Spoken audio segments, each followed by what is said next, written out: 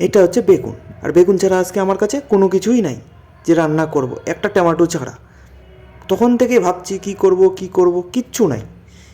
তাই ভাবলাম চলো একটা বেগুন দিয়ে রেসিপি বানিয়ে নেওয়া যাক। তখন থেকে ভাবছি কী বানাবো, এই এত সুন্দর একটা রেসিপি থাকতে আমি তখন থেকেই ভাবছি। তাই ভাবলাম চলো এরকম একটা রেসিপি বানিয়ে নেওয়াই যাক। তো সবার আগে আমি বেগুন নিয়ে নিলাম, বেগুনগুলোকে নিয়ে একটা বেগুনকে 4 ভাগ করে নিলাম। ছোট ছোট বেগুন তো তাই ছোট ছোট 4 ভাগ করে কেটে নিলাম সবগুলা। যা, এবার সুন্দর করে তাকে ধুয়ে নিব, ভালো করে ধুয়ে নিতে হবে। ধুয়ে নিলাম আমি। ধুয়ে নেওয়ার পর তাকে আমি সুন্দর করে আগে ভেজে নেব। তার জন্য কড়াইয়ে তেল দিয়ে দিলাম, গরম করে নিলাম। বেগুনটাকে ছেড়ে দেব। প্রথমে বেগুনটাকে ভেজে নেবেন, দিয়ে দেবেন লবণ, হলুদ। হলুদ লবণ দিয়ে সুন্দর করে তাকে ভেজে নিব।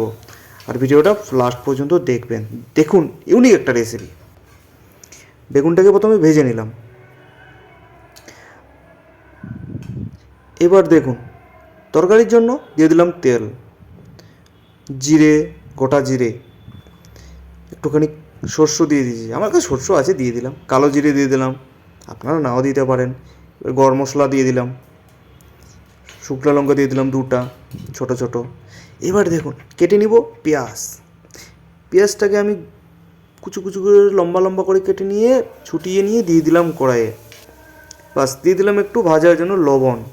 লবণ দিয়ে মেখে মুখে পেঁয়াজটাকে ভেজে নিয়েছি। এবার দিয়ে দিব রসুন পেঁয়াজের জুস, জুস করে নিয়েছি। টমেটোকে কেটে নিলাম, দিয়ে দিলাম টমেটোটাকে। বাস, এবার তাকেও একটু সুন্দর করে ভাজবো।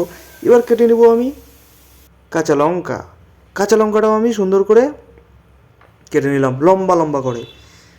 বাস, তাকেও দিয়ে দিলাম। এবার তাকে সুন্দর করে কষাকষি করতে হবে। কষিয়ে নিয়ে দিয়ে দিব শুকনো লঙ্কার গুঁড়ো, জিরে গুঁড়ো, হলুদ, এটাও গুঁড়ো। আরও মাখতে থাকবো, সুন্দর করে কষিয়ে নিব। এবার জল দিয়ে একটুখানি কষবো, একটু জল দিয়ে দিলাম। তাকে এবার সুন্দর করে মশলাটাকে পাক করে নিয়ে দিয়ে দিলাম। আমি আলুটাকে সিদ্ধ করে নিয়েছি, ভাতের মধ্যেই সিদ্ধ দিয়ে দিয়েছিলাম। ভাবছি কী বানাবো কী বানাবো, কোনো কিছুই তো নাই। তাই আমি ভাবতে ভাবতে ভাবতে ভাবতে গভীর ভাবনায় চলে গিয়েছিলাম। তাই আমি কখন আলুটাকে ভাতের মধ্যে সিদ্ধ দিয়ে দিয়েছি নিজেও জানি না।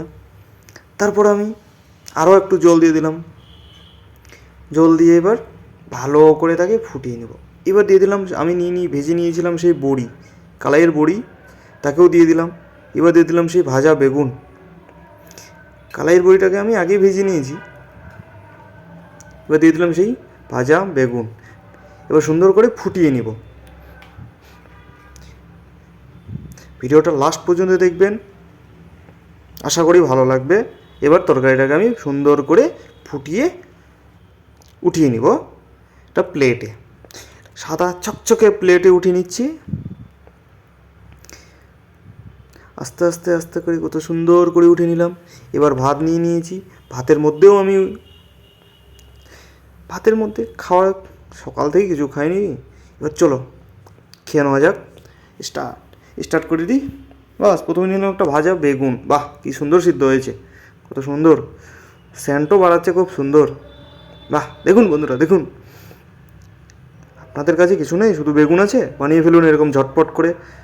বাহ, মুখের মধ্যে বাহ বাহ বাহ, কত সুন্দর গলে গেলো, বাহ দারুণ। মুখে দিয়েই বুঝতে পেরে গেছি কি সুন্দর একটা রেসিপি হয়ে গেছে আজকে। কিছু নেই বলে কিছু নেই, বেগুন ছাড়া কিছু নেই। তো চলো আজকে ভিডিওটা এই পর্যন্তই। ভিডিওটা ভালো লাগলে চ্যানেলটাকে সাবস্ক্রাইব করবেন, লাইক করবেন, শেয়ার করবেন, আর কমেন্ট করে অবশ্যই জানাবেন। আর এরকম রেসিপি না খেলে একবার বানিয়ে খাবেন। তো চলো, ফুল ভিডিওটা দেখার জন্য অনেক অনেক ধন্যবাদ। সাবস্ক্রাইব করে দেবেন।